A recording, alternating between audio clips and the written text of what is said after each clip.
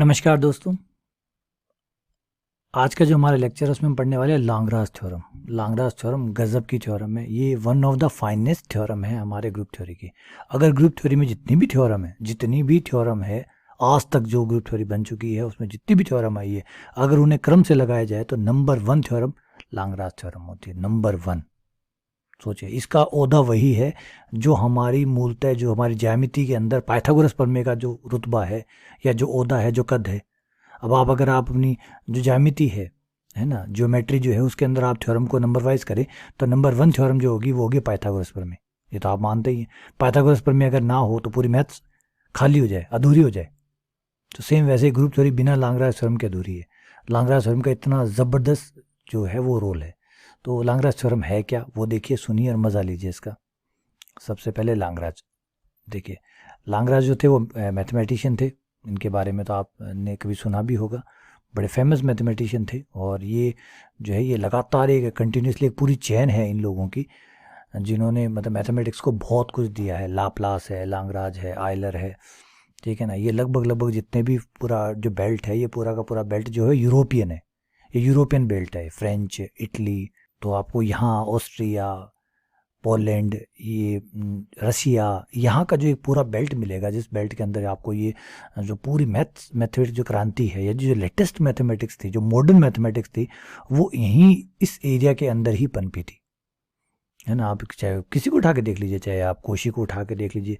कोशी का अगर बैकग्राउंड उठाएंगे तो आपको यूरोप से ही कहीं ना कहीं मिलेगा। लैग्रांज का उठा लीजिए, लाप्लास का उठा लीजिए, आयलर का उठा लीजिए, गॉस का उठा लीजिए, ये सारे के सारे यूरोपियन थे। और यूरोप जो था वो बहुत चरम पे था, मैथमेटिक्स के जो विकास था उसमें काफ़ी चरम पे था। तो उसमें से लैग्रांज जो थे वो मैथमेटिक्स के क्षेत्र में काफ़ी अव्वल दर्जे के मैथमेटिशियन माने जाते हैं। और इन्होंने जो ग्रुप थ्योरी के अंदर जो किया वो तो क्या कहें, पाइथागोरस के बराबर के कद ला के खड़ा कर देता है इनको। तो प्रमेय क्या कहती है, यदि यदि एच परिमित ग्रुप जी का उप समूह है तो ऑर्डर ऑफ एच में कितने अवयव हैं, जितने भी अवयव होंगे विभाजित करेगा ऑर्डर ऑफ जी। इसे कैसे पढ़ा जाता है वो आपको मैं लिख देता हूँ। एच की कोटि जी की कोटि को विभाजित करेगी, कोटि जी को विभाजित करेगी। देखिए कितनी सिंपल थ्योरम है। लगता है ना आपको कि सर बहुत सिंपल थ्योरम है, ये तो समझने में कोई दिक्कत ही नहीं है। जैसे पाइथागोरस कितनी सिंपल थी। जी की कोटि को विभाजित करता है, एच की कोटि जी की कोटि। देखिए जी पहले परिमित होना चाहिए, क्योंकि अनंत अनंत में भाग का जोड़ फिर खत्म ही है। फिर अनंत वाले में काहे का भाग लगा नहीं लगा क्या पता। अब अनंत में आपने 2 का भाग दिया, अनंत आ गया, भाग लगा या नहीं लगा। अब आप कहेंगे सर लग गया तो अनंत कैसे आ गया, अनंत कैसे आ गया। तो अनंत के केस में क्या होता है, ये भाग का सिस्टम समझ में ही नहीं आता। अगर आप कह रहे हैं, सोच करिए, अगर आपने अनंत में 2 का भाग दिया और अनंत आ गया, अब आप कहेंगे सर भाग तो लग गया। कैसे लग गया भाग, बताइए मुझे, कैसे पता चला आपको भाग लग गया। आप कहोगे सर ये नंबर आ गया, ये नंबर आ गया तो फिर ये लिए 5 में भी 2 का भाग लगता है, इस हिसाब से तो 2.5। तो फिर अब आप कहेंगे सर ये पूर्णांक है, ये पूर्णांक है, तो पहले पता कैसे चला कि अनंत पूर्णांक होता है। तो आप कहेंगे सर देखिए पूर्णांक होता नहीं तो आप 2 का भाग क्यों देते। तो मैंने कहा ठीक है, अगर ये पूर्णांक है, अगर ये आधार है भाग का, तो फिर किसी भी नंबर में 2 का भाग देने पे एग्जैक्टली वो नंबर वापस कैसे आ जाएगा, वो तो आधा नंबर होके आएगा, पूरा कैसे आ गया। तो बहुत सारे सवाल खड़े हो जाते हैं। इसका मतलब भाग गया या नहीं गया उसके ऊपर बहस ही नहीं की जा सकती। तो अनंत जो है वो 6 भाग के परिभाषाओं से परे होता है। तो फिलहाल हम जो परिमित संख्या है उन्हीं का भाग हमारे समझ में आता है, वही हम देखते आए हैं, तो उन्हीं के बारे में बात करते हैं। तो इसे देखिए, इसे ऐसे पढ़ते हैं, विभाजित करता है। ये जो बड़ी लाइन ऐसे नहीं, ऑर्डर ऑफ एच बट्टा ऑर्डर ऑफ जी मत मानिएगा, ये बट्टे का निशान नहीं है, ये है ऑर्डर ऑफ एच विभाजित करता है ऑर्डर ऑफ जी। यहाँ पे मैं आपको कुछ एग्जाम्पल लिख के बता देता हूँ आपको इस तरीके के, कि ये मैथ्स का प्रतीक चिन्ह है, थोड़ा अजीब लगेगा आपको दिखने में, ये कि 2 विभाजित करता है 6 को। तो आप ऐसे लिखेंगे 2/6 नहीं है बेटा, ये 2/6 नहीं है, 2 विभाजित करता है 6 को। इसको विभाजित शब्द के साथ पढ़िए, डिवाइड्स के साथ पढ़िए। 2 डिवाइड 6, 2 डिवाइड 6 यानी 2 जो है वो 6 को विभाजित करता है। अगर नहीं करता है, जैसे 5 को नहीं करता, तो आप ऐसे लिखेंगे 2 5 को, इसको ऊपर से काट देंगे। काटने का मतलब है 2 5 को विभाजित नहीं करता है, ठीक है ना। अगर आपको कन्फ्यूज़न है तो ये काम करता हूँ भाई, कन्फ्यूज़न नहीं रहनी चाहिए। ऑर्डर ऑफ जी के अंदर ऑर्डर ऑफ एच का भाग देंगे तो पूरा भाग जाएगा। के जो है वो एक पूर्णांक आएगा, नेचुरल नंबर आएगा, मतलब पूर्णांक आएगा, है ना। तो ऑर्डर ऑफ जी जो है वो माइनस में तो हो ही नहीं सकता, जो ग्रुप की कोटि है वो तो माइनस में हो नहीं सकती। तो दोनों धनात्मक पूर्णांक है, तो भाग लग के भी धनात्मक पूर्णांक आएगा, मतलब नेचुरल नंबर आएगा। जीरो तो आ नहीं सकता, ठीक है। तो ये हो गया, ये लांगराज प्रमेय कहलाती है। अब क्या मिला आपको लांगराज प्रमेय से? ऐसा आपने इतना बड़ा चढ़ा के जो अभी मैंने व्याख्यान किया है, इतना जो कहा है कि यार ये तो बहुत ज़बरदस्त है, ये वो है, ये वो है, ऐसा क्या दिखा आपको उसमें? आइए देखते क्या दिखा। पहली बार देखिए, आपको सब ग्रुप के बारे में, जो उपसमुच्चय होते हैं, उपसमुच्चय के बारे में आपको बहुत जानकारी है, उपसमुच्चय के बारे में बहुत जानकारी है। जैसे एग्जाम्पल के लिए अगर आपको एक समुच्चय पता है, मैं ग्रुप की बात नहीं कर रहा हूँ, एक समुच्चय की बात कर रहा हूँ।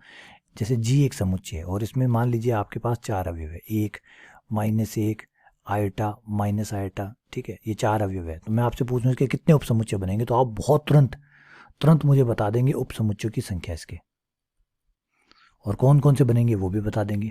इसके उपसमुच्चयों की संख्या पूछूं तो आप तुरंत बता देंगे सर 2 की पावर 4, क्यों 4 अवयव है, 2 की पावर 4 यानी कुल 16 उपसमुच्चय बनेंगे, जिसमें से पहला उपसमुच्चय जो होगा वो खाली होगा, एक खाली बनेगा, फिर दूसरा उपसमुच्चय में खाली 1 लेंगे, तीसरे वाले में खाली -1 लेंगे। इस तरीके से सारे बनाते हुए चले जाएंगे, लास्ट 16वां बन जाएगा पूरा का पूरा जी, ठीक है। ये 16 के 16 बन जाएंगे आपके। अब मेरा क्वेश्चन इससे आगे बढ़ाऊँ आपको कि ये जो गुणा की संक्रिया है, गुणा की संक्रिया के लिए ये ग्रुप है। अब ये ग्रुप हो गया। अब मुझे ये बताइए कि इन 16 में से कितने जो है वो उपसमूह है, इनमें से कितने उपसमूह है ये बताइए, कौन कौन उपसमूह है, कितने होंगे? तो पूरा का पूरा मामला यहाँ ठहर जाएगा। उपसमुच्चय तो आपने बना दिए, ठीक है, लेकिन इन उपसमुच्चयों में से कितने उपसमूह है? तो आप कहेंगे सर 2 तो पक्के हैं। बिल्कुल साहब 2 पक्के हैं, एक तो ये वाला तत्समक अवयव वाला और एक ये वाला, ये 2 तो पक्के हैं। लेकिन और बताइए 16 में से 14 और बचे, 14 में से कौन होगा और कौन नहीं होगा बताइए। और अगर समुच्चय को थोड़ा सा बड़ा कर दूँ, 5 अवयव वाला 6 अवयव वाला, तो आप मुझे बता पाएंगे? तो जवाब है सर नहीं बता पाएंगे, नहीं बता पाएंगे, क्योंकि उपसमुच्चय बनाना, क्योंकि उपसमुच्चय तो खाली जोड़े बनाने, ये ले लिया, ये ले लिया, 2 ले लिए, 3 ले लिए। उप समूह बनाने में आपको संक्रियाएं भी चेक करनी पड़ती है, संवर्त भी चेक करना पड़ता है, साचरे भी चेक करना पड़ता है, तत्समक भी चेक करना पड़ता है, प्रतिलोम भी चेक करना पड़ता है। और जैसे जैसे अवयवों की संख्या बढ़ती जाती है ये काम और कॉम्प्लिकेटेड होता चला जाता है। तो क्या कोई और तरीका है? तो जवाब है साहब नहीं है कोई तरीका। आज तक कोई तरीका नहीं ढूंढा जा चुका, आज तक कोई तरीका नहीं ढूंढा जा चुका जो ये बता दे कि जी के कितने उपसमुच्चय है। ये ओपन प्रॉब्लम है, ओपन प्रॉब्लम मतलब आज भी वेट कर रही है कि कोई आए और सॉल्व करे। जी के उपसमूह की संख्या, किसी भी जी के कुल उपसमूह कितने होंगे, सब ग्रुप की संख्या, ये आज तक कोई नहीं बता पाया है, क्योंकि क्वेश्चन छोटा है भी नहीं। सच्ची बात ये भी है कि ये क्वेश्चन कोई उपसमुच्चय बनाने जितना छोटा नहीं है कि बस बना के दिखा दिया। क्योंकि मैंने पहले कहा जितने बनेंगे सबको चेक करना, पता लगाना बहुत मुश्किल काम है, बहुत मुश्किल काम है।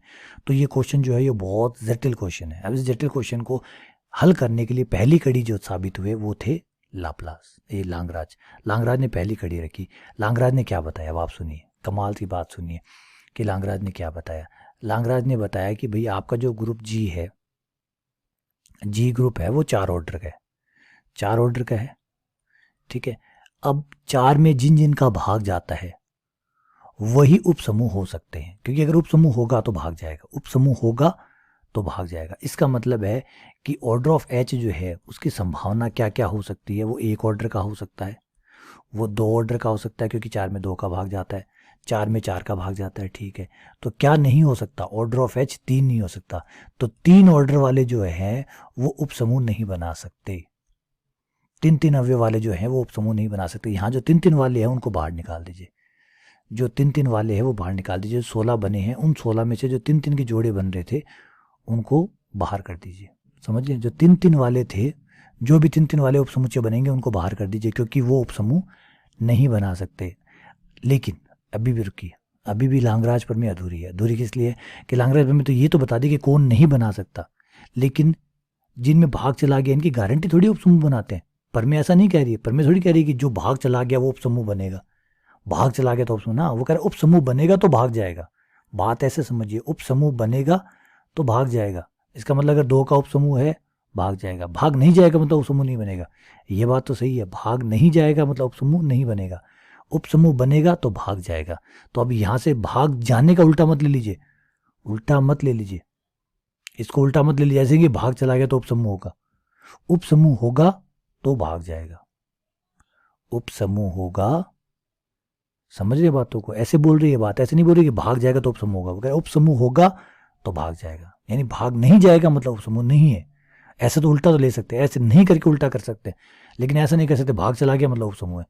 समझिए बात को, एक साइड से ये बात सही है। क्या कह रहा हूँ, उपसमूह है तो भाग जाएगा, तो आप एक ही साइड से इसको ले सकते हैं। भाग जाएगा इसका मतलब उपसमूह है ना भाई, कोई गारंटी नहीं है। समझे बात। हाँ नहीं जाएगा भाग, वो तो नहीं हो सकता, क्योंकि उपसमूह होता तो भाग जाता, भाग नहीं जा रहा है इसका मतलब उपसमूह नहीं। हाँ उसका उल्टा ऐसे ले सकते हैं आप उसको, भाग नहीं जाता है, नहीं करके उल्टा ले सकते हैं, भाग नहीं जाता है यानी उपसमूह नहीं है, क्योंकि उपसमूह के लिए भाग जाना जरूरी है। ये आवश्यक शर्त होगी, एक साइड से ना, एक साइड से इसका मतलब आवश्यक शर्त है, जरूरी शर्त है, भाग जाना जरूरी शर्त है। भाग जाना जरूरी है लेकिन पर्याप्त नहीं है कि भाग चला गया तो उपसमूह बन जाएगा। भाग नहीं गया, जैसे पेट्रोल है वो आवश्यक है, बाइक को चलाने के लिए पेट्रोल आवश्यक है, अगर पेट्रोल नहीं डालोगे तो बाइक नहीं चलेगी, पेट्रोल नहीं डालोगे तो बाइक नहीं चलेगी।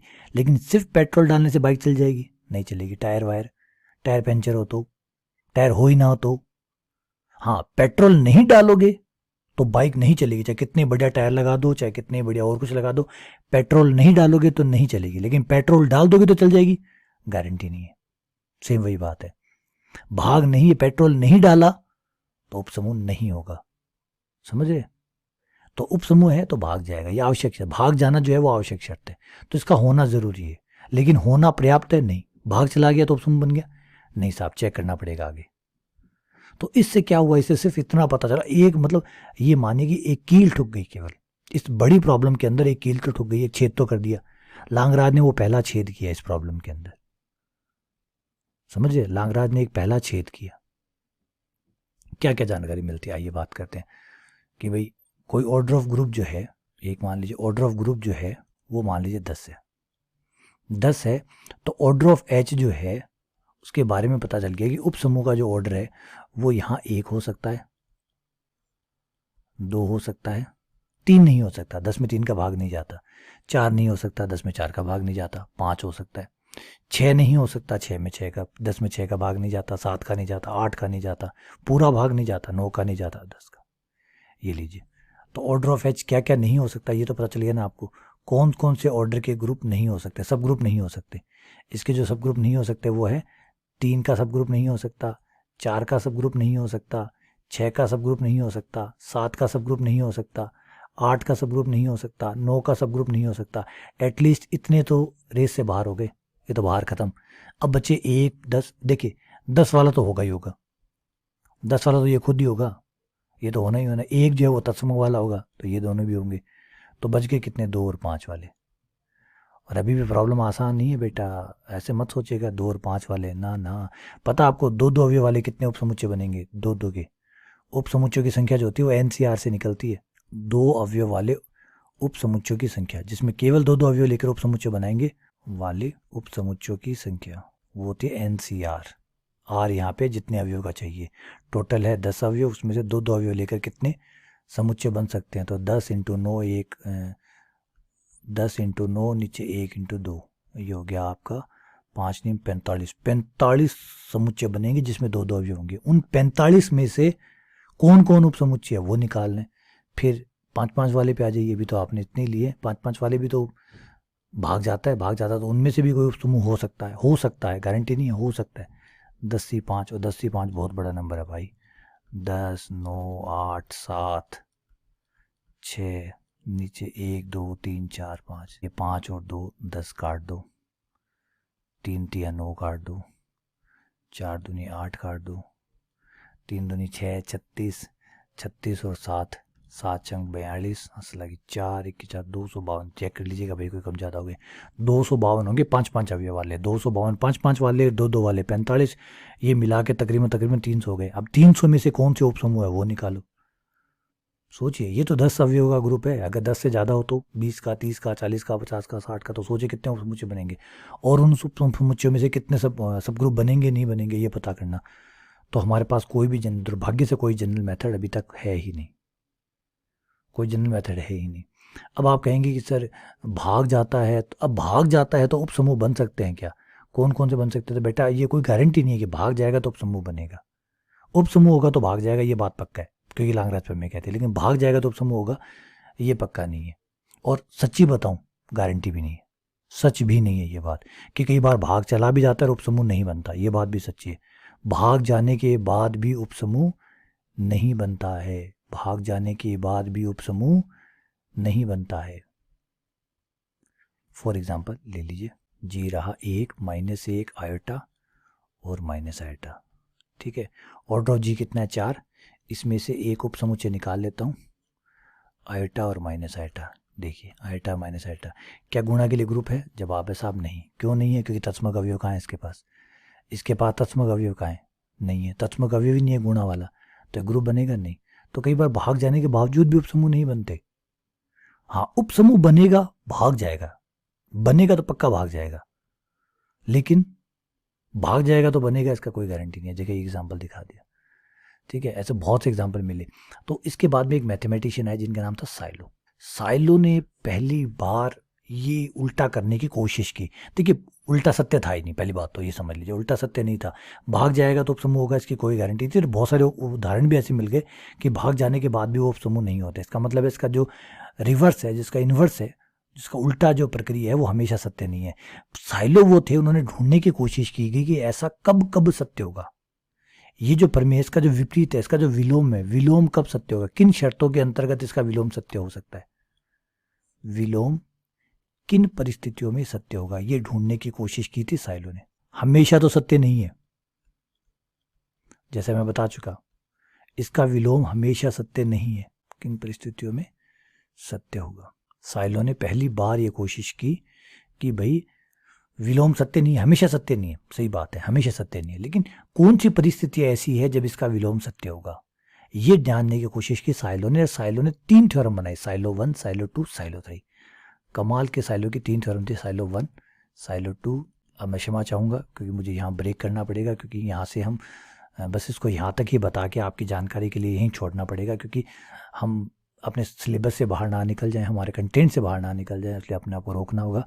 लेकिन थोड़ा सा आपकी जिज्ञासा के लिए छोड़ के जाता हूँ कि साइलो वो थे जिन्होंने इसके रिवर्स को, उन परिस्थितियों को ढूंढ के निकाला जहाँ इसको रिवर्स किया जा सकता है। और साइलो ने वो 3 थ्योरम बनाए, जिसमें काफ़ी कुछ एडवांस लेवल की जो मैथ थी वो शामिल थी, एडवांस लेवल के जो टर्म्स है वो भी शामिल है। तो वो सब कुछ बताना ये हमारे सिलेबस से बाहर जाना होगा, तो मैं अपने आप को यहाँ पे रिस्ट्रिक्ट करता हूँ, यहाँ पे इसको ब्रेक देता हूँ कि नहीं भाई ऐसा नहीं है, धन्यवाद, यहाँ तक ही इसको हम रोकते हैं, ठीक है। चलिए वापस से लांगराज थ्योरम पे आ जाते हैं कि भाई ये था लांगराज थ्योरम का सार। उम्मीद करता हूँ कि आपको मज़ा आया होगा, समझ में आई होगी कि लांगराज थ्योरम क्या थी, उसने क्या किया, ठीक है। चलिए बहुत बहुत धन्यवाद, शुक्रिया।